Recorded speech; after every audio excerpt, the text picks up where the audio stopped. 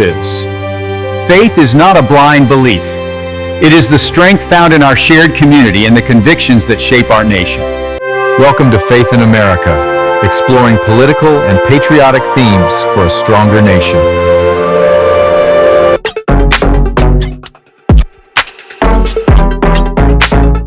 Friends and faithful, help us spread the word and help this podcast grow by liking and sharing this podcast. And at whatever social media site we use, which is Facebook, Twitter, Lord's Book, Rumble, or YouTube, subscribe to our channel so you can get notified when we post a new episode. The title of today's podcast is Progressive Politics and the Midterms, a biblical perspective on power, policy, and purpose. Welcome back to the podcast. Today we're diving into a topic that's shaping the political landscape across America. The status of progressive candidates in primary races and what it could mean for the Democratic Party heading into the midterm elections. But we're not just talking politics. We're looking at it through a biblical lens. Because as believers, we're not called to sit on the sidelines. We're called to discern the times. First, I want to talk about the rise and challenges of progressive candidates.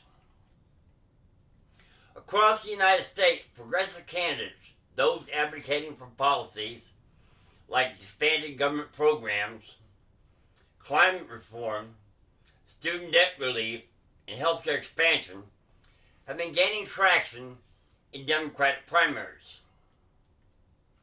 Figures like Alexandria Ocasio-Cortez and Bernie Sanders have helped energize a younger, a more activist base within the Democratic Party. But here's the reality.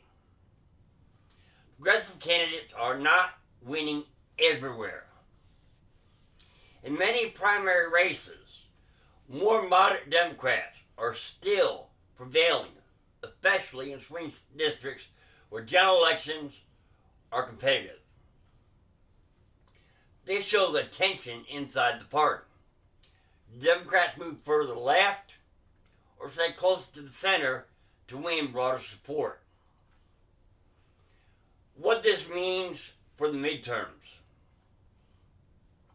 As we approach midterm elections, the Democratic Party faces a critical balancing act. If progressive candidates dominate primaries, it could energize the base, but potentially alienate moderate and independent voters. If moderates win, it could improve general election chances, but risk discouraging younger or more progressive voters.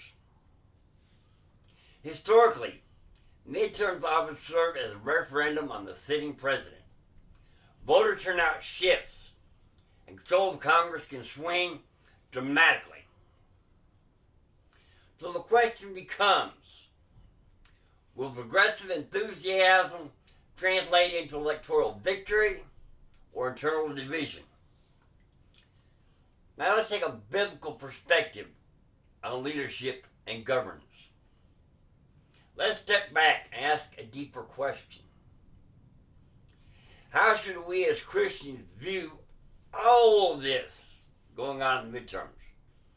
The Bible does not endorse political parties, but it does speak clearly about leadership. Proverbs 29:2 says, when the righteous are in authority, the people rejoice.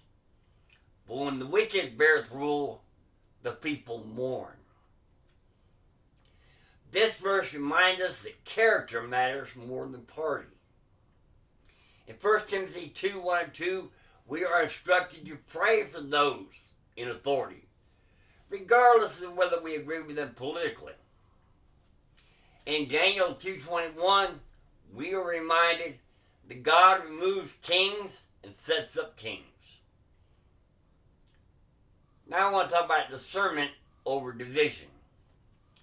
In a time where political identities can become idols, believers must be careful not to put their faith in parties, candidates, or ideologies. whether it's progressive policies or conservative platforms. The real question is this: does it align with biblical truth? Does it promote justice, righteousness, and truth? Because political power is temporary, but God's kingdom is eternal. A word of caution: it's easy to get caught up in fear or anger during election cycles. But as believers, we're not called to react. We're called to respond with wisdom. Jesus said in Matthew 5:13-14 that we are the salt and light of the earth. That means we influence culture, not by shouting louder, but by living differently. Here is your call to action. What should we do? Stay informed but not consumed. Vote with conviction and prayer. Hold leaders accountable, but with grace.